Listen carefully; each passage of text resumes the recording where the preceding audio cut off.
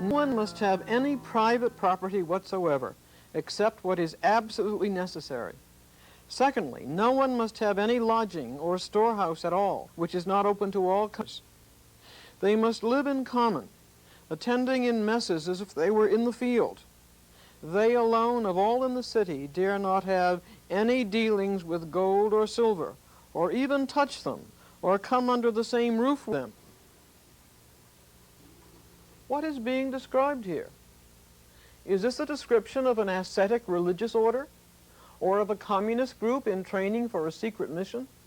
Or is it a science fiction account of a society of the future preparing for a space war?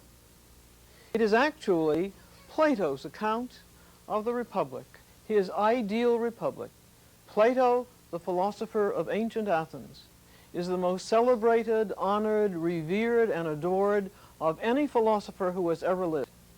He lived 24 centuries ago, in the 4th century before Christ, and all through history since then, the praise of Plato has been expressed in figures of speech which compete with one another in their eloquence.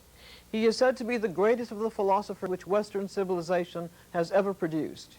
He is said to be the father of Western philosophy, the son of the god Apollo, a sublime dramatist and poet with a vision of beauty which embraces all human life, a mystic who before Christ and St. Paul beheld a transcendent realm of spirit, of goodness, love, and beauty. And he's said to be the greatest of the moralists and social philosophers of all time. The famous British philosopher and mathematician Alfred Northhead said of Plato, "The history of Western philosophy is only a set of footnotes to Plato." And the great American poet and philosopher Ralph Waldo Emerson said of Plato, "Plato is philosophy, philosophy Plato." And he also said, "Out of Plato come all things that are still written and debated among men of thought." Aside from the great achievements of his philosophy, Plato's life exhibits many tragic conflicts and deep frustrations, which arose from the larger tragedy which developed and overcame Athens herself, her defeat in war, and the subsequent decline of the great civilization which was Athens. To understand Plato, we must place him in his culture and his time. He is born into 5th century Athens in 427 BC, and he died in 347 BC when he was 80 years old. He was born at the end of what is called the Golden Age of Athens, or is sometimes called the Age of Pericles, who was its statesman ruler. The Golden Age of Athens, the Age of Pericles, which lasted from 445 to 431 BC, has come to be the very symbol of perfection in human civilized life. It may be said that the Western world has had a long-standing love affair with Athens of the Golden Age. We feel closer to Athens as our ideal and model than to any other city in all of human history, except possibly Jerusalem. But our relationship to Jerusalem is not as an ideal city, but it is only a devotion to the persons who lived there and to the sacred events that happened there. Why the long love affair with the Golden Age of ancient Athens?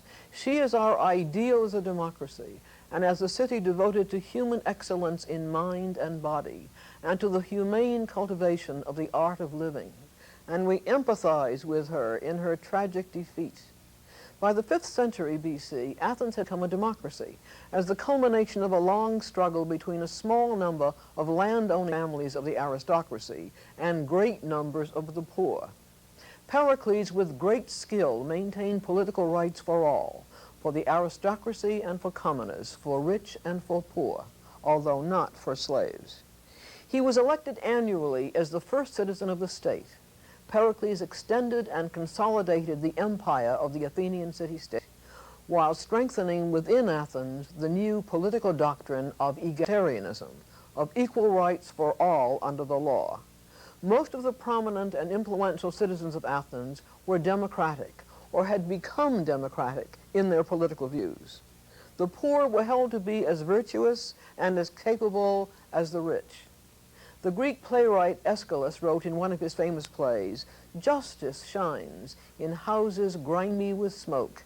And the philosopher Protagoras said, "Anyone who is just and reverent is qualified to give advice on public affairs.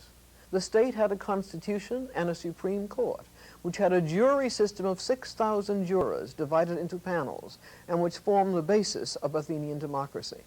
All citizens equal under the law, equal in educational opportunity and in political life through direct democratic debate and voting. There was freedom of speech and humane treatment of aliens and slaves. In the age of Pericles, there was full employment and great material prosperity through trade and domestic industry. The city government was viewed as coming close to being a model of justice, and Athenians felt intense loyalty for the city itself.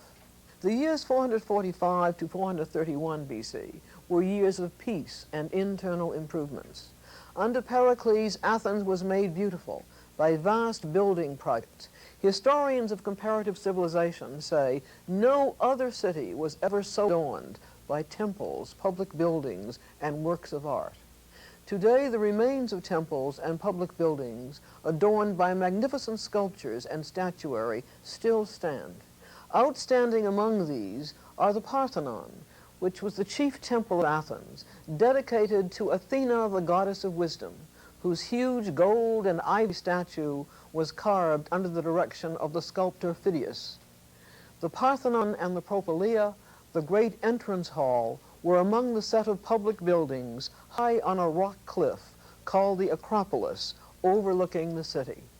Pericles attracted to Athens the intellectually and the artistically gifted of all parts of Greece. In literature, there appeared the great Greek dramatists, Sophocles, Aeschylus, and Euripides. In architecture and sculpture, there were Phidias and Mnesicles.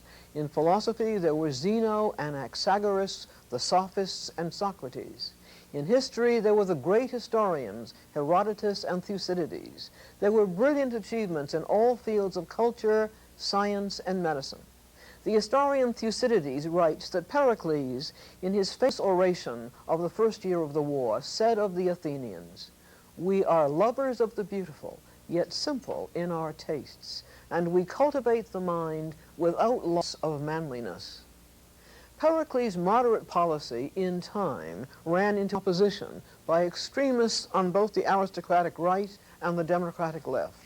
But a strong sense of loyalty to Athens unified her politically when war broke out in the spring of 431 BC, the famous Peloponnesian War with Sparta. At this time, most of the communities of Greece were under the leadership of either the Athenian Empire, which was democratic, commercial, and industrial, or the Spartan Empire, which was authoritarian, militaristic, and agricultural. The war, as it developed, became clearly a struggle between Athenian democracy and the military authoritarianism of Sparta, ruled by a military elite with absolute, unchecked political power. In the second year of the war, a plague broke out in Athens, which was overcrowded and without medical knowledge to control the plague, and which was increasingly impoverished. We in the United States at the present time cannot help identifying with the plight of democratic Athens against her enemy Sparta because of our own struggle against militarism and against totalitarianism throughout the 20th century.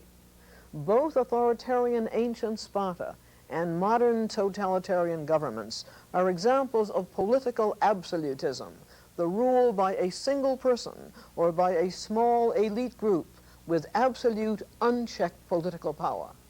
Democratic Athens finally surrendered to Sparta in 404 BC, whereupon a revolution was staged by the aristocrats, who conducted a vicious reign of terror, now known to us as the Rule of the 30.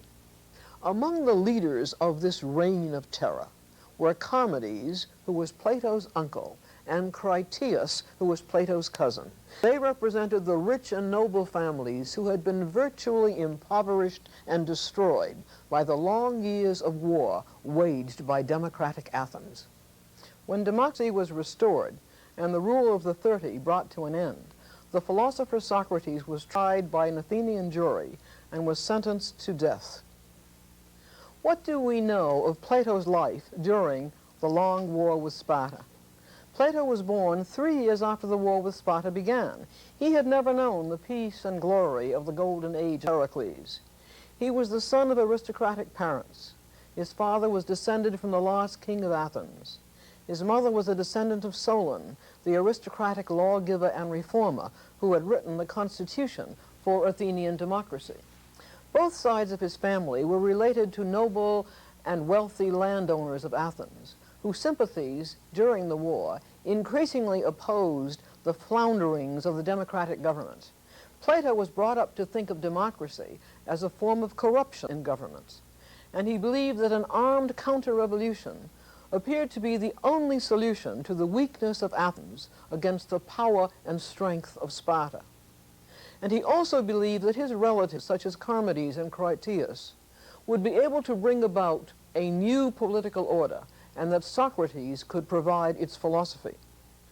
Plato was 28 years old at the time of the trial of Socrates, which is perhaps the most famous trial in all of history. Plato had been studying with Socrates for 8 years as his student, although he had known Socrates as a friend of the family since his earliest childhood. In the dramatic dialogue called the Apology, Plato presents Socrates' own speech in his defense at his trial. Plato's account of the trial is believed to be substantially accurate. Plato was present at the trial of his teacher, and he circulated his own account of the trial after it had taken place in order to combat other accounts of the trial which were unfriendly to the cause of Socrates. What were the charges which the Athenians brought against Socrates? He was charged with atheism, with impiety, with speaking against the gods, and he was also charged with corrupting the youth of Athens. In fact, however, the real charges were unmentionable, because in an effort to put an end to the bitter hatreds developed in Athens during the war, the government had banned any public mention of specific war crimes. But the actual crimes of Socrates, which the Athenians wished to charge him with but were unable to mention, were that Socrates, with the aid of his friends Charmides and Critias, and of his favorite pupil Alcibiades, who was perhaps the greatest traitor that Athens had ever had conspired to bring about a counter-revolution against the Athenian democracy during the war, and that Socrates was continuing to incite the noble young men of Athens to revolt against the democratic government, even now after the end of the war and the defeat of Athens in 404. The purpose of the trial was to frighten Socrates away from Athens, so that he would not continue by his philosophizing in public places to weaken the morale of the exhausted democracy by his constant criticisms of it. The Athenians had no desire to impose a death sentence upon him, nor do they wish to make a martyr of him. As Plato himself brings out in the Apology, Socrates could have avoided death by leaving Athens before the trial began, as was customary at that time when acquittal in a trial appeared to be doubtful.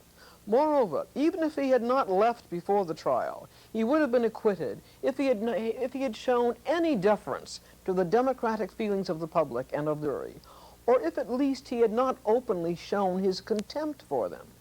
He would have been acquitted despite the contempt which his speech exhibited for the Athenian public and for democracy, if he had proposed, when requested, a moderate fine for himself. And finally, the absence of any of these means by which he would have avoided the death sentence, he could easily have escaped after his sentence, since he was detained for a month before he had to drink the hemlock, and no one would have blamed him for escaping. But Socrates will not compromise with his view that he has been the benefactor of the Athenian public. To escape or to propose any penalty or fine, however trivial, would be to admit guilt.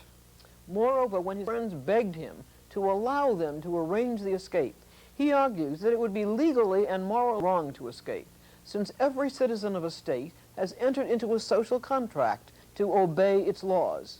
And he also argues that individuals who disobey the laws of their own society tear away at the foundation of group life. Socrates, in his speech, takes his stand upon the abstract principles of his philosophy. This is his apology, his defense of himself. It is for the truth of his philosophy he is willing to die. It is for the truth of his philosophy that he will not consent to be conciliatory to the judges or to the jury, or to suggest a milder punishment than death, Thus he forces them to put him to death. But what was this philosophy for which he chose to die, rather than to renounce it?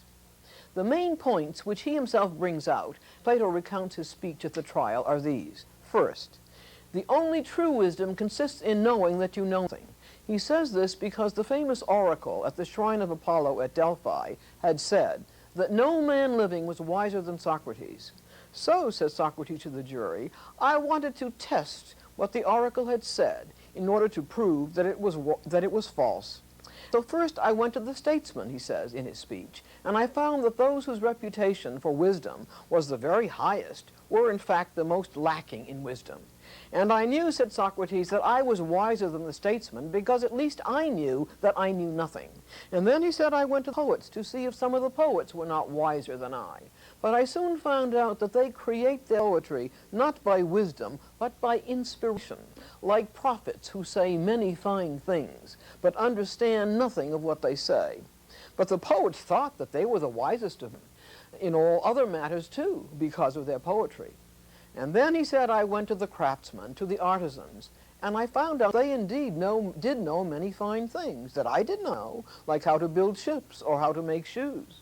But like the poets, they believed themselves to be wise in matters of the greatest importance because of the skill that they had in their own craft, such as shoemaking. This tended to diminish the real knowledge that they did have. And so, said Socrates, I concluded, after discovering that wisdom cannot be found among the statesmen, among the poets, or the craftsmen, that what the oracle at Delphi meant was, not Socrates is wise, but that he at least knows that he really knows nothing. Socrates' second philosophic point in his apology is that the improvement of the soul, the care for wisdom and truth, what he calls the tendance of the soul, is the highest good. Not until you have pursued wisdom and truth, he says, ought you to think of money or fame or prestige or of the body. Wealth does not bring excellence, he says, but from excellence comes wealth and every other good thing. This is why I go about, he says, persuading old and young alike, not to be concerned with yourselves or with your properties, but first and foremost to care about the improvement of your soul. This, says Socrates, is my teaching. And if this is the doctrine which corrupts the youth, then I am indeed a mischievous person. And if anyone says that I teach anything else, he lies.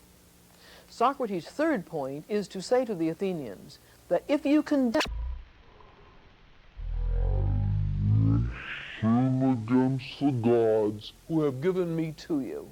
I am a gadfly, he says, whom God gave to the state of Athens, which is like a great and noble horse,